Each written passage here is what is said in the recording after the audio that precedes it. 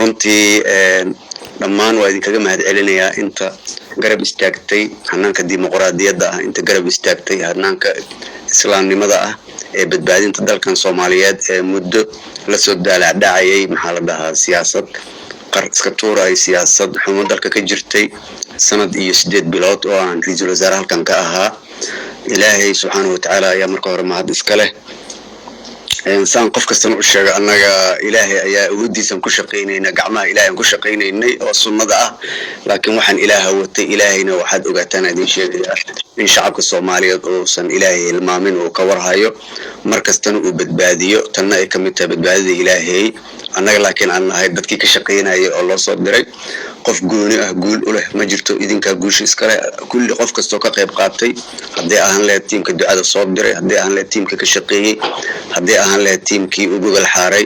كل واحد مهتسين هل كان مهد علنا أيام ربنا وسجديو مد الله بعد وان ربنا إدين شجع سال السعتين ببضن أيام لجلس كل مي إن ما أنت مش أي دار شدو مريصة أو محل ده ماشي ودي بيسي عوضنا يصير لما تي قدوم كي جراها شعبك أقل كهوسة كي سرنا ولما ذي درات إن ما أنت مش لسوق على تعمل آد ونكسن حقيقة إنه هرتي كرسي قدام بيدلك إنسان مرة إنكم شغالين الرفاض دار عقبة فرب بدن أوستركليس إيو أما جد جويين بدن والله صار دكتي مرة بينا قفناكو إذا ما أنت مدام قبل لما رأيو وحنروا شعبك الصوماليات كو محافظة كو معارضة اللي سعفيه أنا قد ما أنت وحنا جوين دلكان صوماليات الشعب كيسة وما أنت اللي دال على عيو كجذا وما أنت اللي دال على عيو سياسة حمضة وما أنت اللي دال على عيو أمن حمضة doorashada maanta labada kun iyo 2020 doorashadii ku horeysay 2016 xildhibaanadii meesha ugu dhow aan ka soo qaado Jowhar ama Hirshabeelle sida socodtii nabad ayay ku aadi jireen baabuur intay qaataan nabadna ay kaga imaan jireen maanta lama tagi karo balcad maanta ceelasha biyaha ugu dhow lama tagi karo maanta magaalada Muqdisho dhagxaan iyo balaayi iyo jidgooyism ayaa ka jiro cabsi weyn ayaa shacabka haysato marka waa garan kartaan amniga meesha uu gaaray anoona qofna ku eedeynaynin waxaan rabaa shacabka Soomaaliyeed hal arrin inaan baro aan ka barano dowladaha islaamka ah waxaan rabaa in madaxdiina loo duceeyo hadduu aan la guddoonka aqalka sare iyo guddoonka aqalka hooseba in madaxda loo duceeyo madaxweynaha yimaadana Ilaahay loo baryo sababtoo ah haddii qofkii yimaadaba la habaarkaas waxaan waa waxa anaga dhan wada leenahay qofkaas yimid miskalahan anagoo dhan wada leh aan wada duceeyno si Ilaahay fidnada uga badbaadiyo taas waa iga dardaaran waxaan kaloo rabaa inaan halkan uga faa'iideeyo shacabka Soomaaliyeed in guddoonkii hadda soo baxay hadduu aan la aqalka sare iyo hadduu aan la aqalka hoose ay ku dadaalaan shakhsiga wanaagsan ee sanadkan u qalmo madaxweynaha ee dalkan samata bixin karo waxa loo baahan yahay qof oday ah waxa loo baahan yahay qof aqoon u leh dowladnimada waxa loo baahan yahay qof sabar leh waxa loo baahan yahay qof ka shaqeyn kara dimuqraadiyadda diinta islaamkana aqoon u leh waxaan kaloo rabaa inaan shacabka Soomaaliyeed aan halkan uga cadeeyo in labada aqal ay ku dadaalaan doorasho oo qof iyo cod ah sababtoo ah doorashada hadda dhacday oo aniga aan hogaaminayay weligay ima soo marin midaan oo kale waa wixii si hada laga yeeshay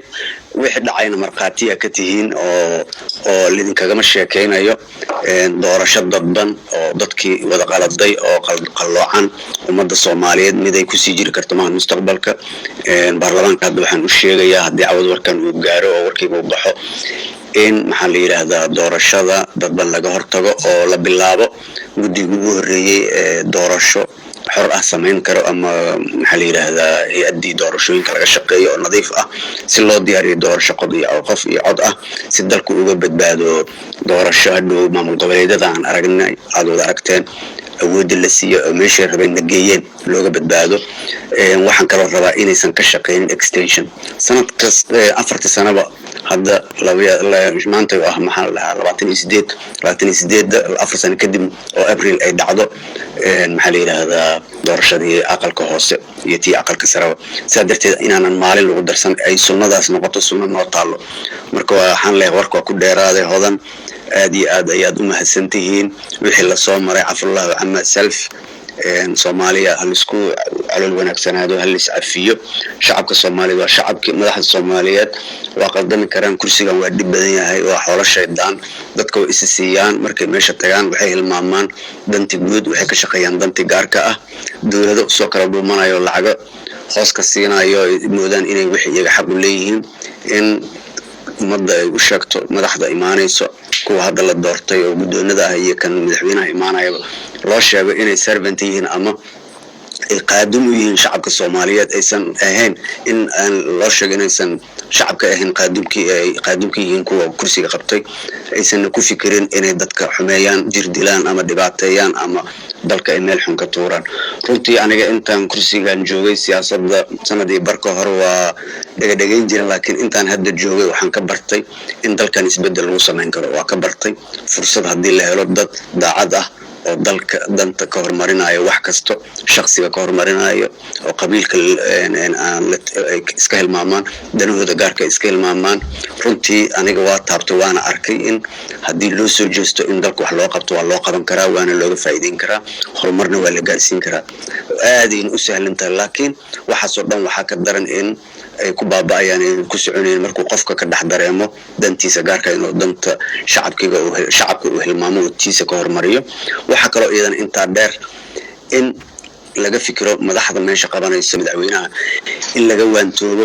dad tala xun inay meesha tala ku yeeshaan ama milkiilaha ahaado ama saaxiib ha ahaado in dadka xun oo dawladda wareerinayo qofkii qol baa lagu soo xirayaa wixii la rabaa loo sheegayaa wixii la rabaa laga sameysanayaa